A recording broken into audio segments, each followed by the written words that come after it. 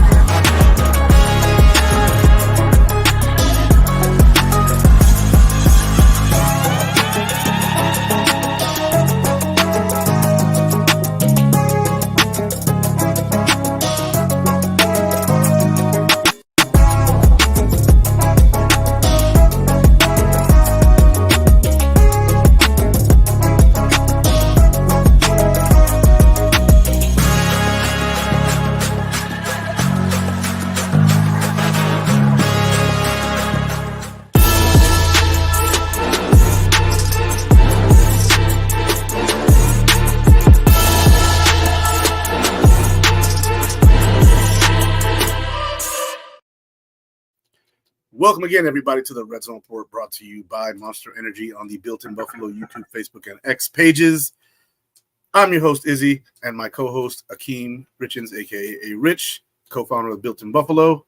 Welcome to the show, everybody. Akeem, how you feeling? Hey, Rich, Akeem Richens. I feel great. You know, a dominating performance, undisciplined football from both teams, but dominating performance nevertheless. The LA Dodgers are up 2-0 on the New York Yankees. Penn State Nittany Lions won this weekend. So I'm having a great weekend thus far. How you doing, Izzy? I'm doing all right. My Syracuse Orange, they got their whole shit pushed in, so they lost. But my Bills, man, they came through and saved the weekend. They saved the day. Also, great UFC fight yesterday, so I've had a good weekend, so just happy to cap Sunday off with a victory. And I'll watch the Niners and the Cowboys after this, but also the Dolphins losing and the Jets losing, meaning that the only team in the division that's not 2-something is the Bills at 6-2. So, yeah, it's been a great day for me. Great day for me.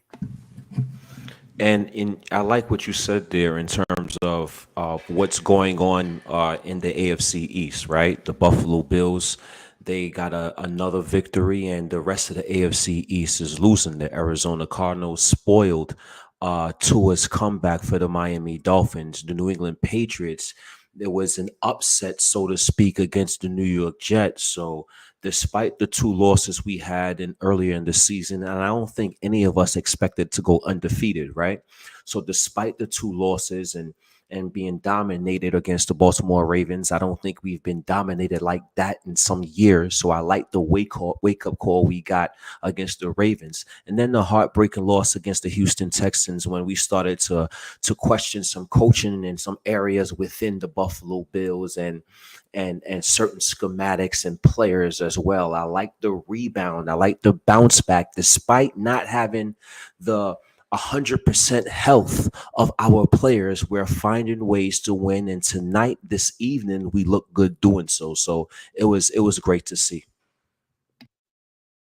Yeah, I 100% agree. It was a great year, and I'm loving everything that's been happening so far today. The memes, I saw one today, and I'm gonna have to share it. But here you go. Love it, love it, love it, love it. There's another one too. I sent to our chat before. Let's see, where's that one at? These fans are savages, and I love what they're doing to our division opponents. It's a beautiful thing, really, because all these teams before the season, all these fan bases, oh my God, the Buffalo Bills, they're not going to win the division this year. It's going to be between the Dolphins and the Jets, and then all of a sudden the Bills, start off 3-0, and then we have that little rough patch, and it's like, like we're starting to get a little shaky here. And then the Buffalo Bills trade for Amari Cooper. They turn it back on, and the season looks good now. 6-2. We have contributors all over the place. It's really nice. So I'm just happy about that. Here's the last one on the show. I hope Aaron Rodgers is having a bad day. He is having a bad day. So, guys, the Buffalo Bills, Josh Allen, and company went out there and turned it on. Allen had his first interception of the year. We knew it was coming eventually, but it was pretty meaningless. I saw in the comments one of our guys said something about it. But, yeah, it was pretty crazy. John Roberts said it. And I want to say hey to everybody in the comments who's always here and new guys who are here, but I don't see anybody new yet. But Kim Boomhauer, the Macronomical, Sandra, Miss Nancy. Hey, Miss Nancy, how you doing? We got LB, who's, I guess, new. There we go. John Robert, Joseph Brayerton, FG, my boy. And, yeah, just everybody in the comments. Appreciate you guys being here. Keep commenting, and we'll jump in there. But, yeah, Josh Allen throwing his first interception. What do you think about that play? Well, I wasn't mad at that interception from Josh Allen, right? Because that was when I look at interceptions, I like to look at the replay and why this person threw the interception. What was this person thinking? What was he reading? What did he see when he made this play? And Josh Allen, it was just in my opinion, a chemistry thing, a camaraderie thing, a timing issue when you have a receiver that's been on your team less than a month, that got traded in the middle of the season, that have to get adjusted to the nuances of the new scheme that he has in his new team in the Buffalo Bills, and has to get adjusted to his new quarterback in Josh Allen. So I thought that was a timing issue in terms of not being together collectively for a period of time, and hence bad weather doesn't help. The rain was coming down throughout the course of the game, and I think that resulted to the interception. So I'm not mad at that interception from Josh Allen. Communication issues, those type of things are going to get better as the season progresses, and the longer Amari Cooper is in the playbook, and the longer he gets to adjust to the timing of his new quarterback in Josh Allen. So I'm not mad at that at all. And him going 24 for 34, 283 yards, 2 touchdowns. He had command of the offense. We've seen the Buffalo Bills start off slow and adjust that in the second half and come on late in the game, right? Well, it was imperative for the Buffalo Bills against the Seattle Seahawks, who we talk about the Buffalo Bills having one of the best crowds in the NFL and NFL fan base as well. The Seattle crowd, that 12th man, is a pretty damn good fan base as well. So the Buffalo Bills to come out and get ahead early, and for Josh Allen to establish himself early, I think it was important for the Buffalo Bills, and he really set the tone early in the game. Yeah, I agree. And the play also, Amari Cooper kind of slipped, right? He wasn't really fully engaged with the ground, and that caused it. And that was that player's first interception ever. So like, it's kind of one of those things. I didn't really feel too crazy about it. Didn't like it because it was an interception, right? It was early in the game, so we were still only up. I think it was 10-3 or something like that. So game was still kind of in the mix, and then our defense went out there and did what they do, and they shut them down. We only allowed 32 yards on the ground today, which is crazy because we're one of the worst rushing defenses in the NFL apparently, and they usually put up about 4.9 yards per carry, 4.8 or 4.5 per carry, I think it is. We held them 1.9. That's really what this defense is all about. I'm glad to see them stepping up big. Greg Rousseau, an animal in the run game, and Eli Unku, or Eli Unku, however you say his first name. I think he goes by Eli Unku. Coming in off the practice squad, had a wonderful day at One Tech. It was really nice to see. And shout out to William 30 from Australia. Last week I had somebody from Japan come jump in here. So the international fans, you are more than welcome. We appreciate y'all just as much as everybody else. Keep on showing up. We'll keep on praising you guys. And I usually praise everybody in the comments, which I did already. David Holland, what's up? Let's go Buffalo. But yeah, the team, as you said in the beginning, was kind of undisciplined, right? They had some penalties. Deion Dawkins had a couple. We had, Keon Coleman had a couple.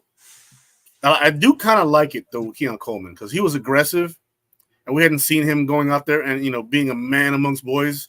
Today he went out there, he put hands on people. And I don't mean punching people in the face and like that. He was aggressive. He was blocking people through the sideline. He was manhandling his guy out there. And so I'm happy to see that. I wanted to clean it up some so that way it's not a penalty no more. But I'm glad to see the young kid do that. But, yeah, you were right about the penalties and stuff, and you were right about the Amari Cooper interception. or the Josh Allen interception to Amari Cooper. So, yeah, I'm with you for that. And Uh, and as you know, speaking for the rest of the offense, Joe Brady did a fabulous job today. Really salute Joe Brady. The Buffalo Bills had 13 penalties today, which is way too much. And it's going to be talked about, but it's not going to be talked about to a higher of heights because Joe Brady was able to come back from those penalties. Those penalties didn't come back and affect us throughout the course of the game. It didn't cost us anything. We came back and we overcame and was able to establish ourselves despite those penalties. And I like the identity that we had within the offense today. It was quite clear that James Cook is the guy. He is the free feature back. Even in red zone situations where last year, James Cook, he only had 2 touchdowns, and in red zone situations he struggled. Well, this year in red zone situations, he's capitalizing and proven that he is indeed a 3-down back and an effective back throughout the course of the field, no matter what part of the field that you want. We saw that Khalil Shakir is once again our steady Eddie, our number 1 wide receiver, our most trustworthy wide receiver amongst the Buffalo Bills offense. He had over 100 yards, I believe, right? 9 receptions, 107 yards. I think is pretty clear that he's the number 1 guy, and Keon Coleman is establishing himself as that trustworthy guy in the red zone, that guy that Josh Allen was talked about before the season in terms of not having thrown those contested catches, right? Well, this year he's throwing those contested catches, and he's throwing those contested catches because he has a guy that he's trusting to come down with those situations and those opportunities when he gets those chances. So I really like the evolution that I'm seeing thus far from the Buffalo Bills offense, despite the struggles in the 2 losses and even the 2 tight ends on tight ends day, right? 6 receptions, 81 yards, and a touchdown combined. So I really like what I saw from Dawson Knox today, where he flashed in the middle and up the seam, and what Dawson Knox was able to do is scoring a touchdown. So the offense as a whole, I think, did a fabulous job running and throwing the football and taking care of it. I know it got a little sloppy at times, but in that rain and those weather conditions, we didn't make the bigger mistake. The Seattle Seahawks made the bigger mistakes, and we was able to capitalize on that today. Very, very good breakdown of what the offense was. It was spread the ball out. We got 7 different receivers. It's not like week 1 where we had like 9 or 10, but 7 different receivers caught the ball today. Khalil Shakir 9 catches on 10 targets for 107. Coleman 5 catches, 70 yards, and a tutty, and a touchdown by Keon Coleman. That one-handed grab. It was only a 3-yard catch, but it was on one of the best corners in the NFL in Woolen, and he had one arm tied up, one hand catch, brings it down, and then secures it with the other hand once he's able to get it free. Beautiful move there. Dawson Knox averaging 25 yards per reception this game. He had 2 catches for 50 yards. Kincaid, the touchdown was lovely. He caught the ball. He got through traffic, got into the end zone. Freaking James Cook, you said last year he kind of struggled to score with 4 total touchdowns, 2 on the ground. He had 2 on the ground today. 2 on the ground today. And this is after the last couple weeks, people clamoring for Ray Davis to really get more of the lion's share of touches. I don't know if he heard us clamoring for Ray Davis, but he went off today for 17 carries, 111, 2 touchdowns, 6.5 yards per carry. Ray Davis didn't take a back step, though. 6 carries, 29 yards, 4.8 per carry. I'm upset he didn't get a touchdown because I had an anytime touchdown on him, but, you take what you get. I'll take the victory any day of the week. Who else? Amari Cooper, he had a quiet day. James Cook, he had 3 catches, 22 yards.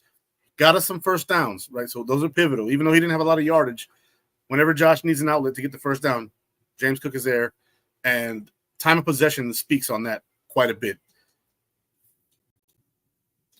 Yeah, absolutely. The Buffalo Bills dominated time of possession, right? 38 minutes, 7 seconds to 21 minutes, 53 seconds. So that was a dominated performance. The Buffalo Bills dominated the rushing game as well, 164 rushing yards to 32, holding an explosive back in Kenneth Walker to 9 attempts and 12 yards. And we talk about the Buffalo Bills, their defense, and how they struggled in the run game. Well, despite the Seattle Seahawks only running the ball a few amount of times, the Buffalo Bills were able to stop them. The Buffalo Bills were able to hold a pretty explosive running back, a pretty explosive tandem, and Charbonnet as well under wraps. So it was an impressive performance. And once again, the Buffalo Bills, in my opinion, have the better cornerbacks in the league in Christian Benford and Rasul Douglas. And when you have a guy like DK Metcalf out, who's probably a huge part of their offense, the Buffalo Bills, that cornerback tantrum, in my opinion, is part of the strength of Buffalo Bills defense. And I know they got some momentum early in the game there, but the defense was able to settle down and provide pressure when necessary, right? I wish we want to get the quarterback down. Javon Solomon was the only sack for the Buffalo Bills. I want to get the quarterback down. I want to pressure the guy more and get the guy down. Von Miller's coming back soon. Matt Milano's going to be coming back. Terrell Bernard's going to be coming back. The Buffalo Bills, this defense, this team isn't even healthy.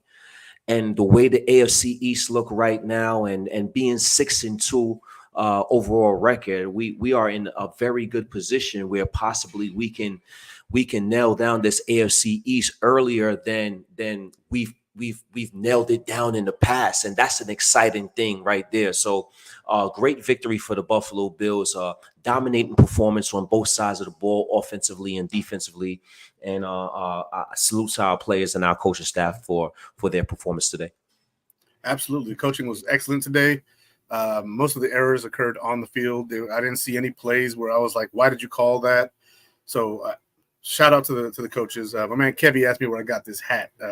This is actually an official Buffalo Bills hat. I got it online. My wife bought it for me at the Bills store. So it's an official hat from last year. I don't know if it's still available, but we don't sell this hat. But you can get your Built-in Buffalo gear at the Built-in Buffalo store. So if you just Google that, I'll try and put it in the comments. But last week I got asked about my Built-in Buffalo shirt, which I'm not wearing today. But it's not one of our hats, but I like it. So, the coaching was great. Like special teams was excellent. Most of the penalties on special teams, I think all the penalties on special teams were against that. No, we had one against us, I think. But they had 3 or 4, including the holding on that last one where our boy Hollins got the fumble recovery. There was a penalty on them. It was kind of a beatdown once the second quarter started. We just kind of took off from there. While you said that there was no sacks, go ahead. You had a little point there, so. No, and another thing I was going to say, the physicality was on display too within the receivers. We spoke about Keon Coleman. You see how James Cook ran one of his touchdowns in, and he slammed into the guy, knocking the Seattle Seahawks helmet off. The offensive line played their physicality. It was a physically dominating performance for the Buffalo Bills as well, and I really like the fact that the Bills can get physical while still providing mismatched nightmares for the opposing defense. When you can go jumbo like that and can get Jack Anderson in the game, and you can get Dawson Knox and Kincaid in the game as well, those guys are willing blockers and bigger for their size, and now they're basically receivers once they start to run routes. And I think the offense is starting to get comfortable, even with Amari in the offense. If he's not doing anything, he's at least that decoy, that threat, that possibility of him getting off within the offense. So I think it's just starting to open up in so many ways. And as long as the Buffalo Bills can work on those penalties and keep those turnovers down, the Miami Dolphins coming to town next week. Next week can be another game where we can really put our nail in the coffin within the AFC East. So excellent job today. Yeah, I agree. Our defense was out there playing like a pack of wolves. They were not having it at all. They were at the goal line. We stuffed Kenneth Walker. They didn't get in on a goal line drive until the end of the game. Game was already in hand. It was 31-3. And then Zach Charbonnet, who I will admit last year I wish the Bills would have drafted. Excuse me. But, Zach Charbonnet got that touchdown at the end there. It was way too little, way too late. They didn't even go for the onside kick after that. And I thought they would because, you don't ever want to really quit. But then if you put the Bills in a short field position, then, we might score again. And then it's really a beatdown. It looks really, really bad in front of your fans, in front of your ownership. So, yeah, I think that Zach Charbonnet getting that touchdown was good for him and all. But it was just too little too late. And, the defense of the Bills, again, playing like a pack of wolves, everybody kind of having someone's back, no one really letting anybody, falter, and just covering every inch of that grass out there on the field. And then the offense was just on cue, just freaking Josh Allen, 5-yard play, 6-yard play, run it myself, give James Cook the ball. James Cook was out there slashing. Look, if the defense was playing like a pack of wolves, my man James Cook was playing like a coyote, man. He was in and out, and you couldn't touch him if you wanted to. You didn't even see him coming. He was in, out before you knew he was there, and then finally you stop him. I'm surprised he didn't break a big one in this game, just the way he was running. But there was a lot of lucky hits on him where he didn't get to snap one off. But one of these games, he's going to snap one of those real big ones off, and I can't wait to see it, honestly. But this game here was just pillar to post, beat down, and take it for what it is. The Bills went out there and dominated. And so if we look at some stats here, you already mentioned the offensive stats for everybody basically except for Josh Allen, who was 24-34, 283, 8.3 yards per pass, 2 touchdowns, 1 interception. The interception was kind of meh. His passer rating was 102.9. We all knew the first interception was coming. Maybe not today, maybe not next week, but eventually it was coming. Like, no one goes through a season with no interceptions unless you're a backup. Mitchell Trubisky might end the season with no interceptions. He's supposed to. We all know a starter quarterback, Josh Allen, Lamar Jackson, Patrick Mahomes, they're not going to be interceptionless on a season. This is not how it works. And so Josh Allen, throwing his first pick, not losing his composure, not losing his cool, and then continuing the dominance after. How do you think that Josh was able to handle the pressure of finally throwing that first interception and just walking through it as if it didn't even matter? I for one, I found it impressive. I found it really impressive, actually, right? Because just like you said, the Buffalo Bills, Josh Allen is at some point he's going to throw his first interception. And what I wanted to see after he threw his interception is how does he respond?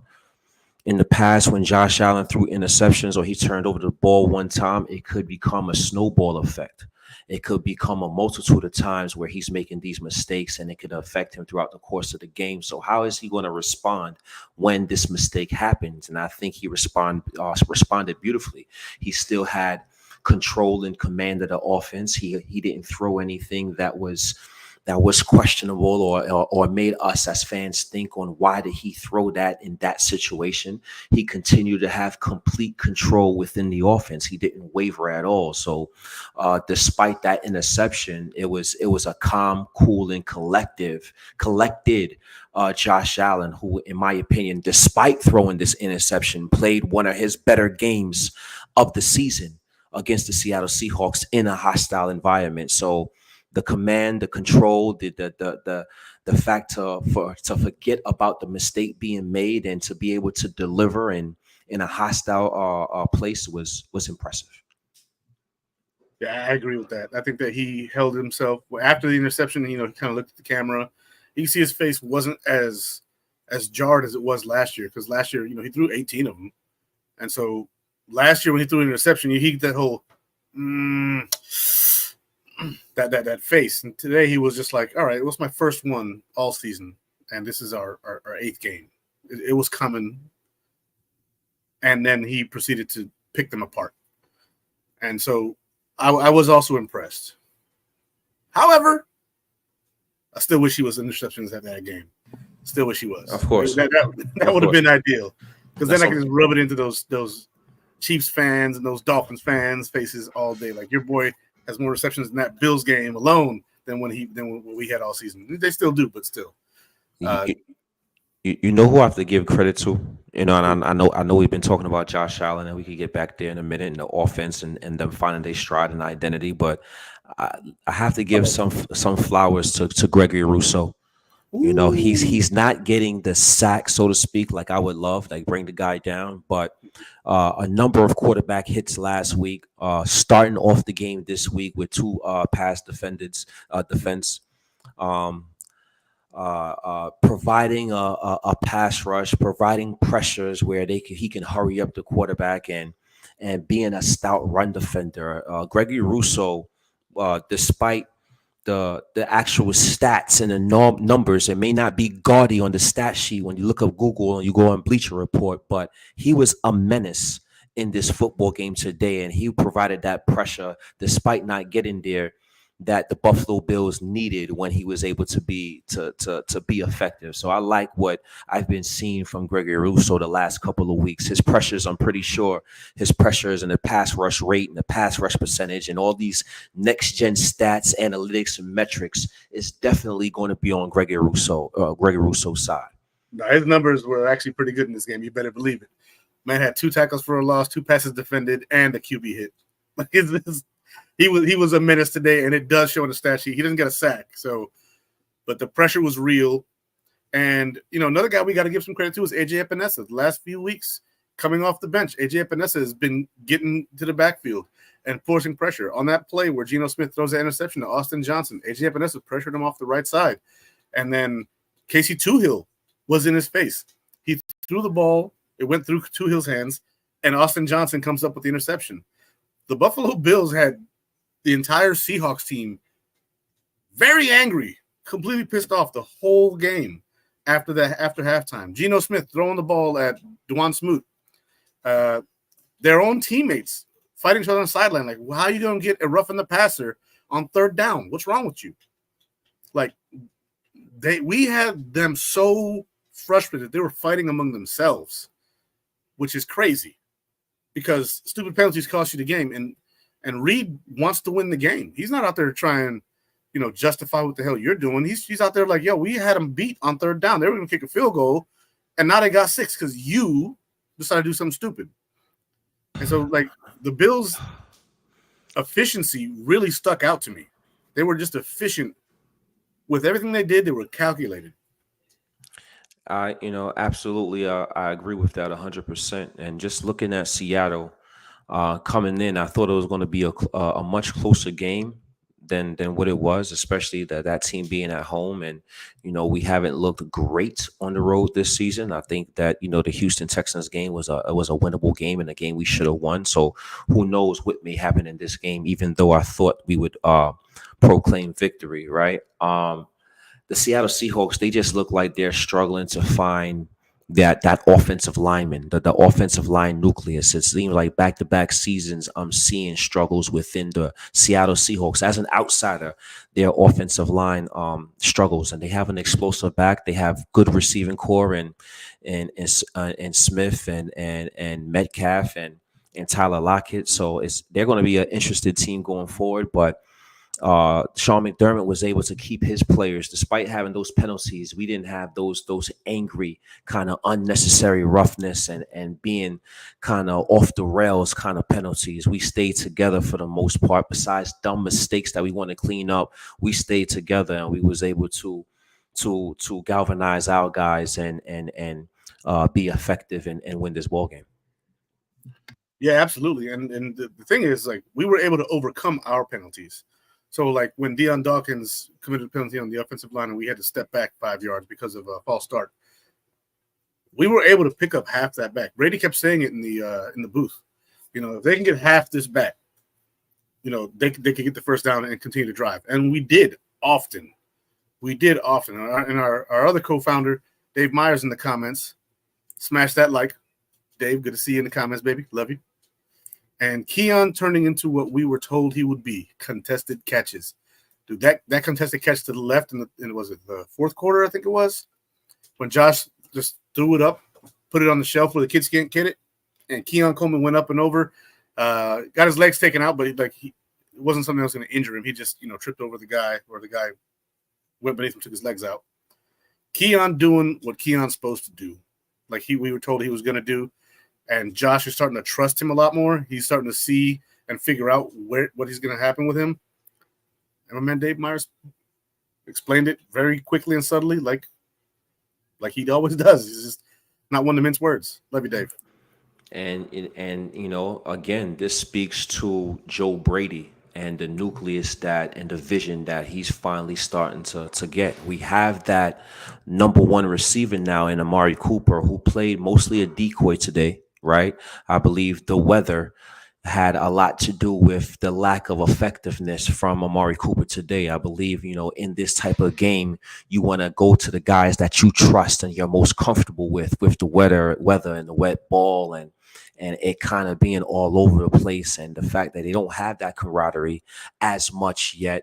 Josh Allen just went with the guys that he trusted most, and Amari Cooper was still able to be effective with his presence in the football game. But now when you have a guy like Keon Coleman who's starting to showcase his physicality, he's starting to say, okay, you know what, I belong in this NFL. They question my speed. They question my separation. Confidence is a hell of a drug. And once you have confidence, you can display a lot of things. And Keon Coleman is building confidence week in and week out because he's putting up good game tape. And today he's able to showcase his physicality as a run blocker, right? Blocking the guy into the dirt, blocking the guy and then pointing at him, right? And now we have that physicality we're able to showcase on the outside. Now you bring along with a guy like Mac Hollins, who's able to showcase that ability as well. And now when you're able to go jumbo with Jack Anderson and Dawson Knox and Dalton Kincaid, and all these guys are good receivers as well, it just opened up so many mismatched nightmares for opposing defenses when you have to worry about the legs of Josh Allen as well. So what we're seeing thus far throughout the season is the progression of our players, our young players. They're starting to get comfortable within the offense. And now Josh Allen is starting to get comfortable and understanding who's who. Okay, yes, Khalil Shakir, he is our number one wide receiver. He is my most trustworthy guy. Okay, my back shoulder contested catch guy is Keon Coleman. Tyreek Woolen, I don't care if he's one of the greater cornerbacks in this NFL. I trust my guy more than the ability of the cornerback, and I'm going there regardless. That says volumes for the trust Josh Allen has for Keon Coleman. And the only thing we want to see now, we're seeing the running game.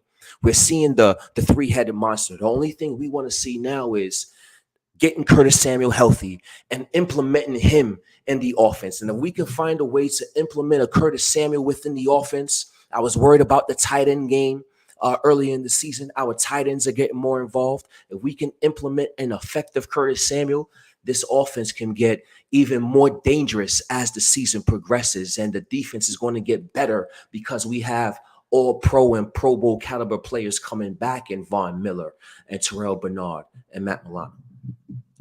Agreed. And here's another thing about Keon Coleman. He played excellent today. He still hasn't had his breakout day yet. My question is, next week when we play the Dolphins, is Jalen Ramsey focusing on Amari Cooper or Keon Coleman or Khalil Shakir? Like, who's he taking out? Like, who's being assigned to who? Because Kader Kohu, I don't really see being able to guard any of these guys one-on-one like that. Like, we're starting to give a conundrum to defenses that they're going to have to answer to. And they decided today to take away Amari Cooper. Fine. Keon Coleman big brothered you, and then Khalil Shakir sunned you. And on top of that, James Cook ran through you, and Josh just took whatever you gave him. And if you look at the Ravens game and the Texans game, he didn't do that in those games. He was 9 of 30 in the Texans game, and we were still in position to win. we would all say probably they had a piss poor coaching game that day against the Ravens. Derrick Henry sunned us. He made us, his little boy, and he ran through us like a dad with pads on, and that was it. That was that game. He ran for 199 yards on us in that game by himself.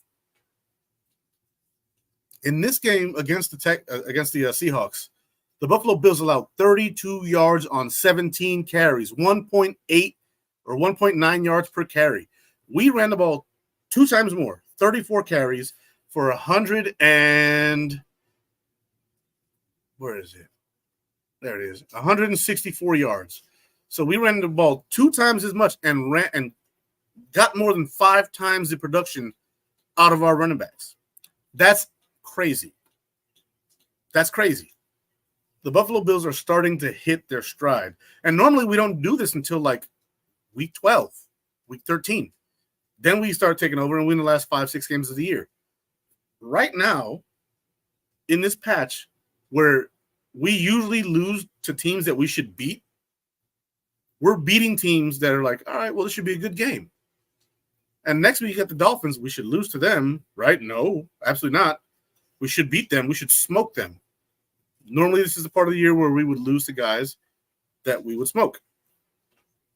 We're still going to smoke them probably. We're still probably going to smoke them. And so, because we always smoke the Dolphins. I'm not worried about the Dolphins, but I'm just saying, like, this is usually where we hit a rough patch. And we had our rough patch a little early, it seems. And now the coaches seem to be picking up. And now the players are starting to pick it up. And the quarterback is starting to recognize what his new guys do better. I'm really starting to get some good vibes from this team. And I'm happy to have them because a week ago, 2 weeks ago, the whole Fire McDermott chatter was starting to get up to a fever pitch. I'm glad that's dead right now because I don't want to hear that because that means the season's over. That means a lot of stuff is over. That means that there's no chance. You fire McDermott. Look at the Jets. They fired Robert Saleh. They haven't done anything since. They just lost to the Patriots, to the 1-win Patriots. Now they're 2-win Patriots because the one guy who knew what to do with that team is gone. I don't know what they thought they were doing, trading for Devontae Adams on a 1-year rental. He's going to be 32 next year. Like that's the difference between what teams do in the NFL, right? You have teams who are good and they know how to reset. The Buffalo Bills are showing what that looks like, right? We jettisoned a bunch of older players. Tre'Davious White having one of the worst years of his career. Jordan Poyer having one of the worst years of his career. Micah Hyde's not in the NFL right now. We got rid of Stephon Diggs. He's injured right now, and he's not having that great a year. Gabe Davis, not having a good year. The guys we got rid of are having bad years compared to what they had here, and now the new guys we got are starting to pick it up. That's the sign of a good culture, a good staff, a good coaching staff. And when I said staff before, I meant the front office. The Buffalo Bills are showing that they know what it takes to build a team that can win. Now, will they win? That's a different story, but they can win. And that's step one. And you're absolutely right, right? And this is why, finding a head coach, combining it with a GM and winning Lombardi trophies is a hard thing because it's so many layers that goes into coaching a head coach and getting this guy right, getting this combination right. And the Buffalo Bills, we're on a level where we want to provide and see championships. And because we struggles in those situations, our level is that coaching situation, in-game situation where Sean McDermott may struggle at times.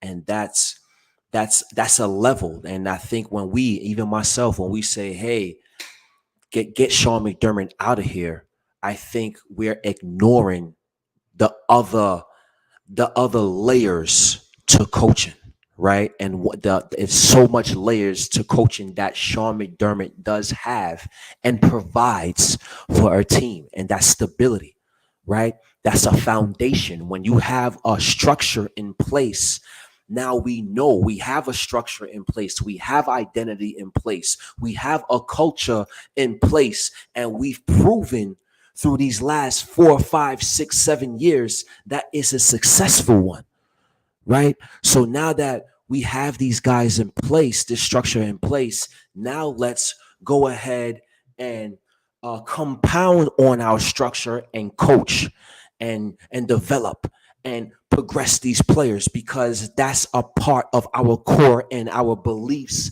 as a foundation.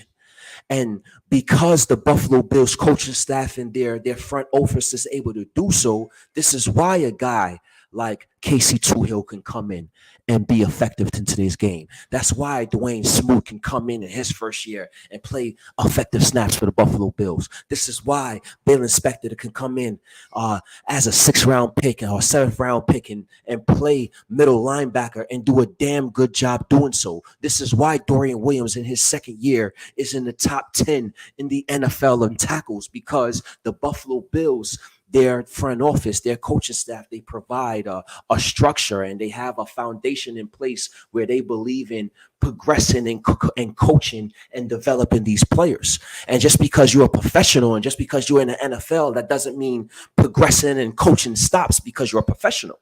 And the Buffalo Bills, I think they do a great job of that at core. And now we're seeing players that like a Jamarcus Ingram come in and Taylor Rapp, and we see these players that is late round picks have success. And even DeMar Hamlin, right? Now I know a lot of us say, hey, DeMar Hamlin is probably not a starting caliber safety in this NFL, but he is a 6th-round pick. DeMar Hamlin is a 6th-round selection, and he is the starting safety for the Buffalo Bills. And say what you want, when he makes mistakes, he's always in the vicinity. He's always in the area. He's always in the area to capitalize on the opposition's mistakes.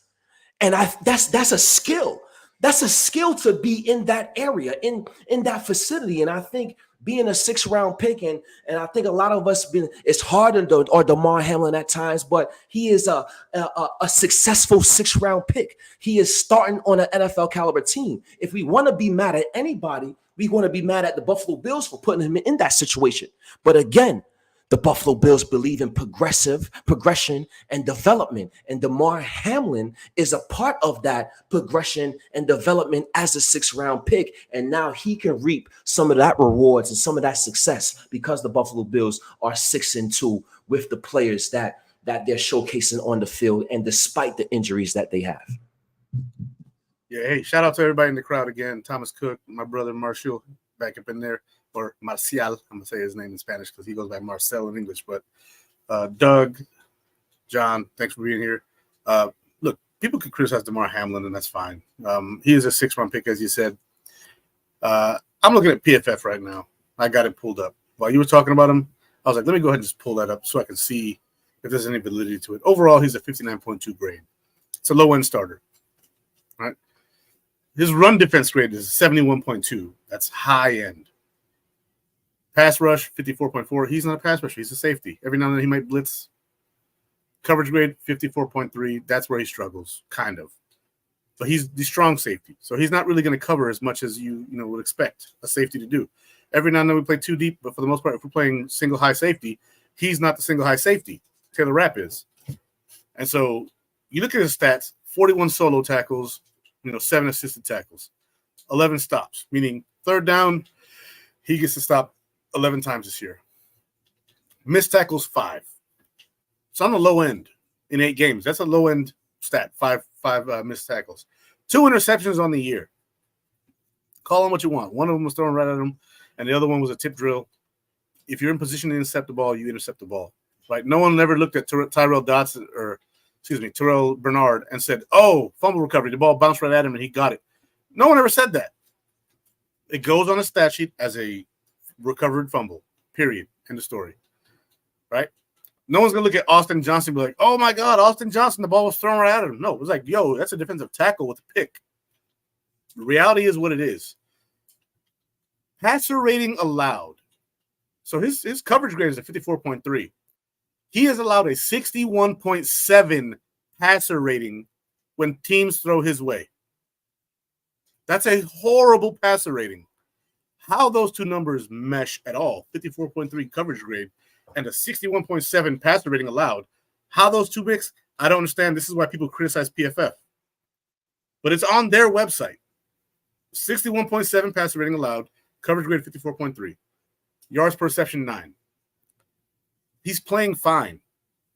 Now, we don't have the best of competition exactly. And I'm guessing some of these numbers might be different in certain games when we put the Ravens and the Texans. And, who do we beat that we played close? Doesn't matter. I mean, he's putting up solid numbers for a guy who's a 6th-round pick and won the job because Mike Edwards got hurt. I understand Mike Edwards is on the team, and Thomas is asking how about they play Mike Edwards is a better chance than Hamlin. Maybe. Hamlin knows this defense inside and out, and I think that's why he's being as successful as he is. Yeah, I have to agree. I agree with both sentiments. I believe, that DeMar Hamlin, he does know the defense, and I agree. I would like to see some Mike Edwards. I would like to see him come in and be active on game day, just to see what he has, just to see what he can provide. Right. I do think, like I said, I think Hamlin is doing a solid job. He's always in the area where he makes the play or not. He's always in the vicinity, but just like the Pittsburgh Steelers, so to speak, right? Let's use the Pittsburgh Steelers for an example. They're winning games. They're 4-2. Everybody is like, hey, why are you taking out Justin Fields and putting in Russell Wilson? Justin Fields is not playing spectacular, but he's winning games. And Mike Tomlin was still adamant on making that decision because if the team can be even better, he wants to see. So if I think about it like that in terms of the safety position in the Buffalo Bills and in that comparison, yes, I would like to see Mike Edwards, him come in, him play, and let's see what he got, and let's see what he can provide for the Buffalo Bills defense, and take it from there. But once again, I'm not the coach. I'm not the guy running the ship. I'm not the guy manning the ship. This is a process that is working thus far. I believe in. So because of the success the team has have, I'm not going to question the team and their adjustments or the adjustments they choose not to make. So right now, the Buffalo Bills 6-2, first place in the AFC East. I'm gonna celebrate that while we move on to Miami. And Mike Edwards, just because he's not playing now, in this combative sport, your number can be called at any second, any minute, any time. So I think Mike Edwards, I don't think it's too early to say, hey, Mike Edwards is not playing now, but who's to say we won't need him later? That's very true. You could have an injury to somebody, God forbid, or somebody could really start hitting the fan when it comes to their production. Hamlin might start getting picked on quite a bit. I don't think that the Bills really put their safeties in position to be picked on like that right now this year. We'll see what happens because the corners are so good. Like, if you look at Micah Hyde and Jordan Poyer, they had Tre'Davious White at corner, right? But the other corner was always like Levi Wallace or Dan Jackson. Like, it was never somebody who you'd be like, yo, on another team, that guy will ball out. And now we're seeing Tre'Davious White not ball out. And it's probably because of the injury, but still. Micah Hyde and Jordan Poyer being one of the best safety tandems in the NFL really helped. And now, instead of the safeties being the highlight, the corners are. Christian Benford, and you look at Russell Douglas, along with Taron Johnson, he is now the best nickel in the NFL, now that McDuffie's playing on the outside. So now your corners are there, so your safeties don't have to do as much.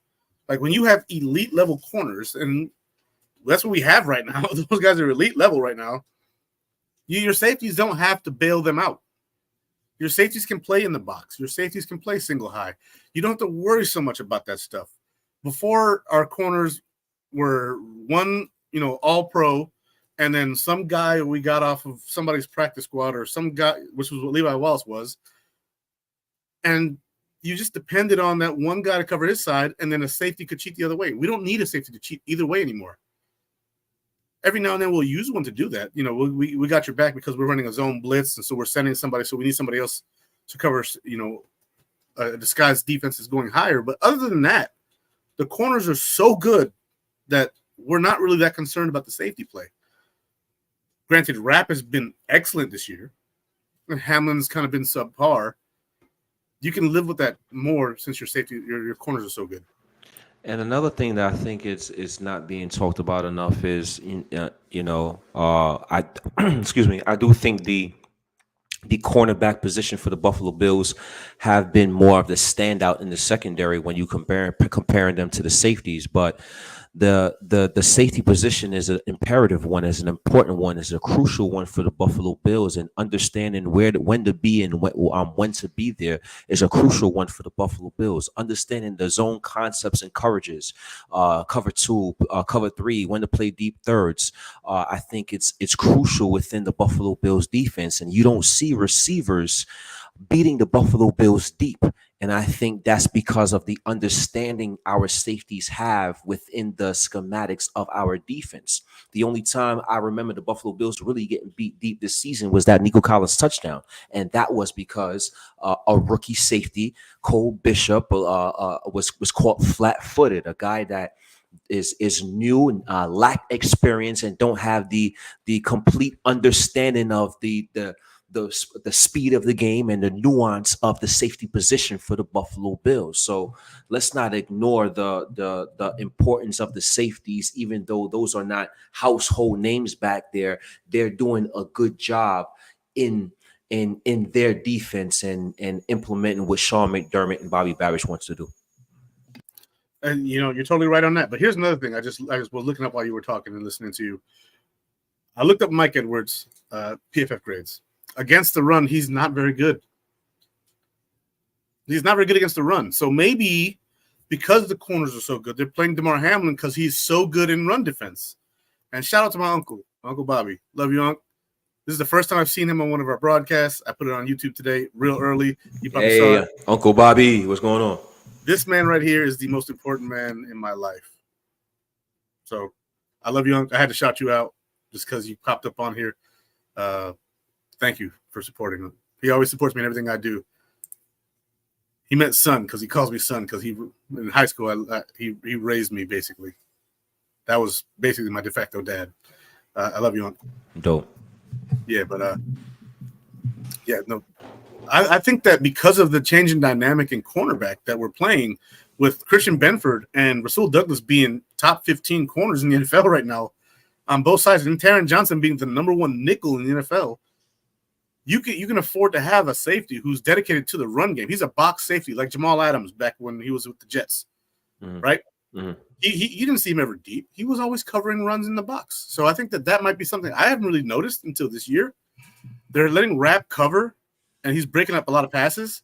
And then you have Damar Hamlin just eating up the run and any kind of short pass that's there. So I think that's very, very, very possible as to why Hamlin's getting play. And I know a lot of people are wondering why, because his coverage is so bad, and we're so used to having really good cover safeties in Poyer and Hyde.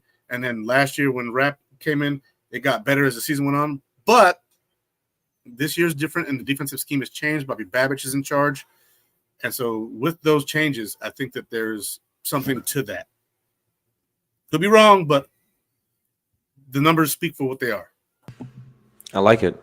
And see, the thing about what's good about what the Buffalo Bills and their staff, we talk about the draft picks and having late round draft picks able to come on and have success. The Buffalo Bills do a great job in finding guys that is skilled and built for what they want to do, that is built for their scheme, right? Because that's where it starts, in my opinion. First, there's a lot of situations in the NFL. It's a system for everybody. Everybody it plays and performs best under a certain system, and the Buffalo Bills always find the guys to play their system and their style, as opposed to finding a player and try to make that player fit into their scheme and style. Everybody that the Buffalo Bills get offensively or defensively fit that scheme, fit that skill set. The only time I seen the Buffalo Bills really waver from that was Kyer Elam. him being a more of a man cover corner coming out of college, and the Buffalo Bills being a cover three zone based scheme. I believe we was looking for more of an athlete, and just our need and our necessity for a corner made us get a guy that had a good athletic trait, but didn't necessarily fit our system based on his skill set.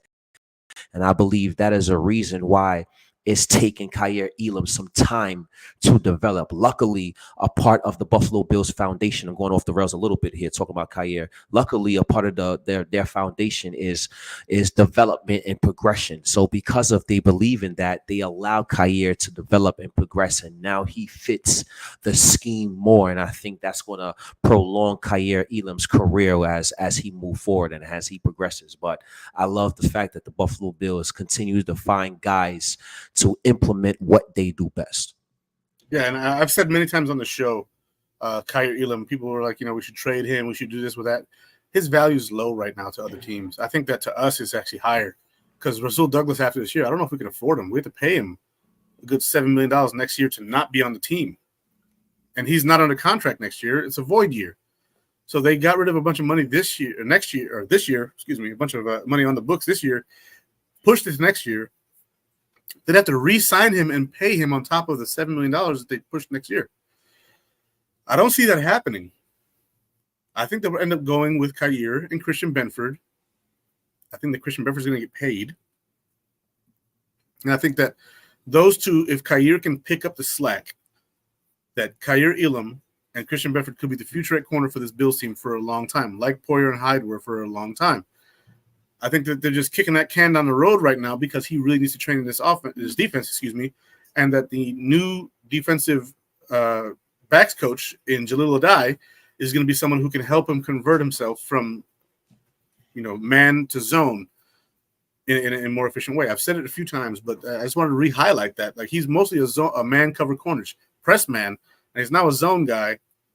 And now he's going to be Keys.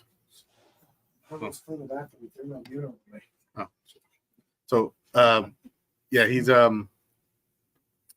mostly a cover man corner in college. Now he's in the NFL. He's on a team that runs mostly zone, and now he's got a DB's coach from college who ran mostly man but understands zone concepts. He coached at Bama. He coached at Miami, or not Bama, Georgia and Miami. So he's a guy who can actually push the ball and push players to be able to understand concepts they don't really understand.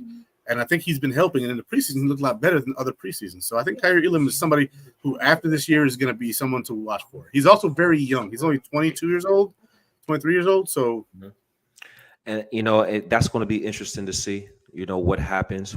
I guess we'll discuss that more. Obviously, when that time comes and when that time happens, what happens with Rasul Douglas and what happens with Kyer Elam. Right now, I'm thinking that can be a possibility. This could be Rasul Douglas last year, but we're talking about scheme fits and things like that. Rasul Douglas just fits the scheme. He is the perfect corner for the Sean McDermott scheme. And I in my opinion, I think he has at least 2-3 good years left after this season, man. So because the scheme fit is so great, in my opinion, and I believe in that, and in camaraderie and chemistry and scheme fit, I would definitely look to entertain Rasul Douglas in the offseason, depending on his asking price. And that $7 million can possibly start there. He's probably going to command a little bit more than that, but we'll see.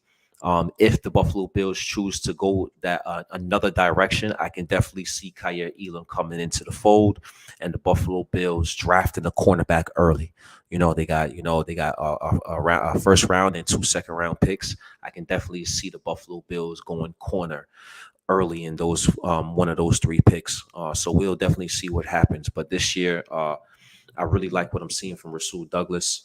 I like the depth for the Buffalo Bills. I like that, even though, knock on wood, we've had a multitude of injuries, right? None of them are season-ending injuries, and all these guys are coming back. So while they're injured, and we hate to see guys go down, we're getting effective playing minutes, right? TOT, like my brother DM3 talk about all the time on task.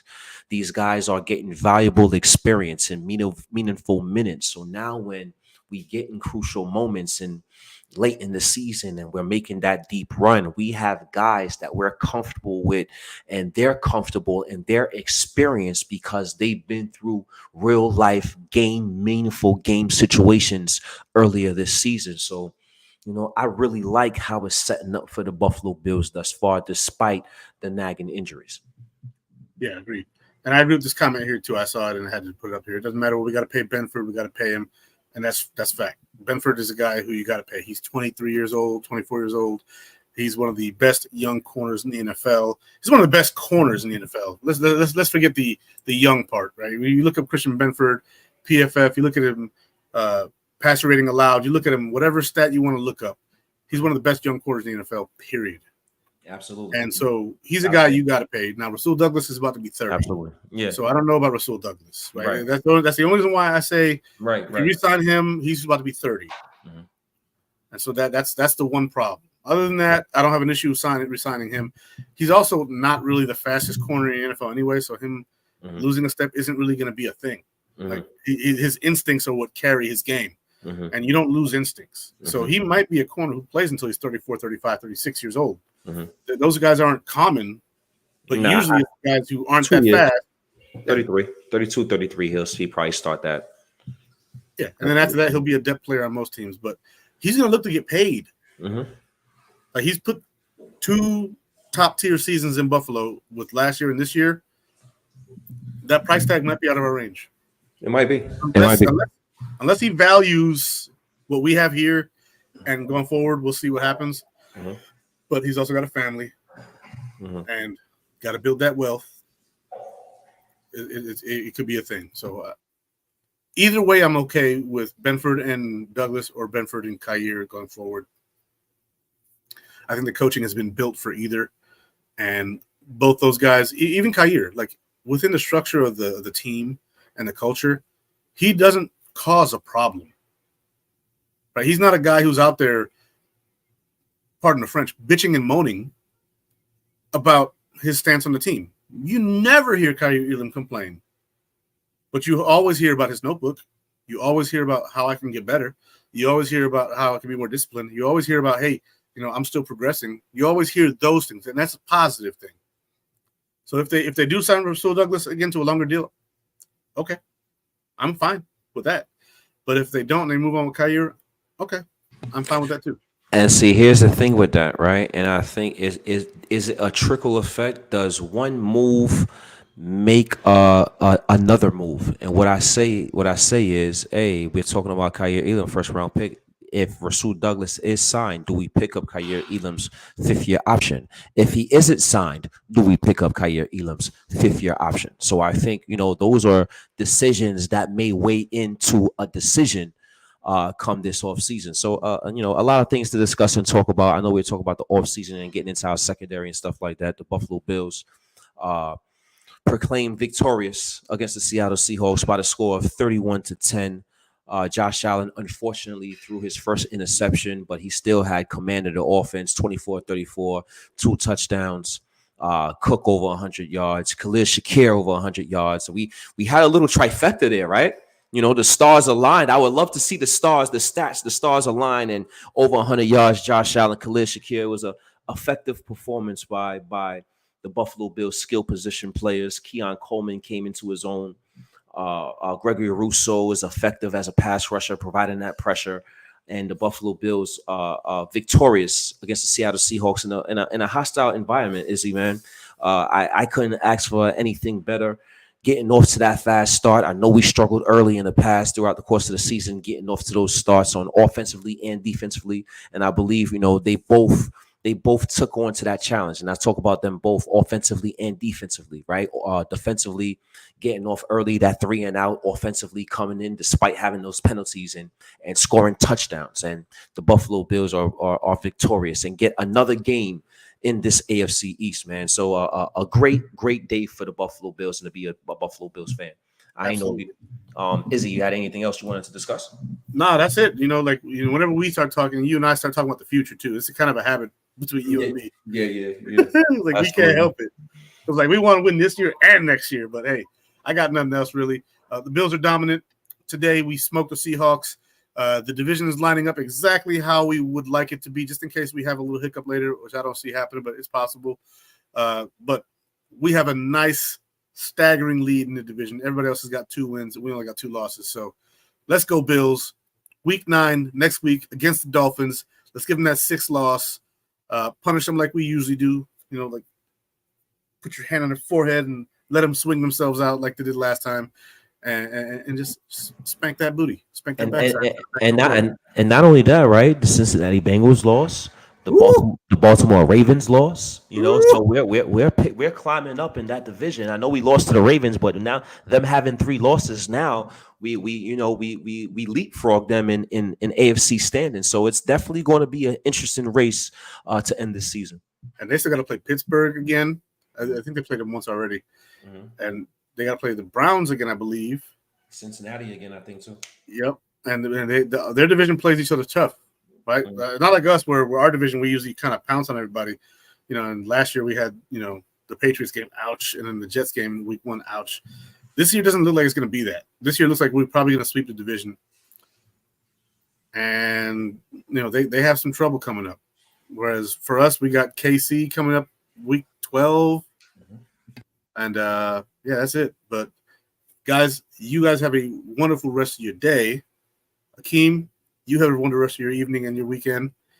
And last thing, in 2 weeks against the Colts, I will not be doing post-game show that Sunday because I will be at the game. So if you are in Indianapolis for the Bills game, I'll be wearing my built-in Buffalo shirt. Come see your boy Izzy. If you see me, say hi, give me a hug, whatever.